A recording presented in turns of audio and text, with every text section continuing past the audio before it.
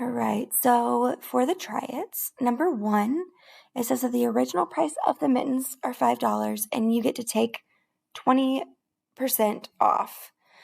So we are going to take part equals, our percent is 20%, but we need to divide it by 100 to put it in our equation, which means that we move that decimal place 2 places to the left. So we have 0.20 times our original price. So I have 0.2 times 5 is 1. So I have 1 equals my part.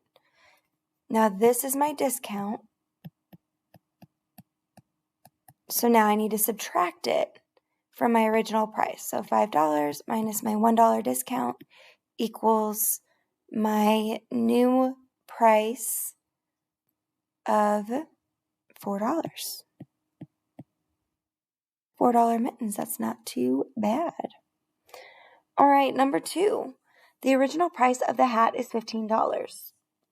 It's 40% off, so I'm going to take that decimal, move it 2 places. So I have my discount or my markdown equals 0.40 times $15. So 0.4 times 15 is 6. So I'm going to say, well, my part is $6. Again, that's my discount. That's how much I get to take off that original price. So I have 15 minus 6 equals 9.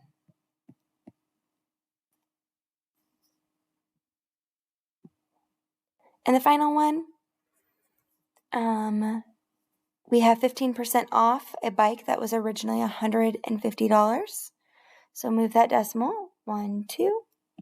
So now I have my part equals 15 hundredths times 150. So I have $150 times my 0.15 equals $22.50. So I take 150 minus 22.50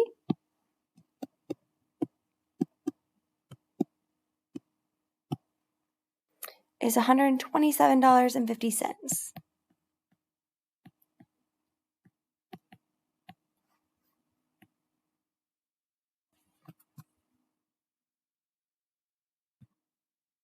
All right, let's go to the next video and we will take a look at markups.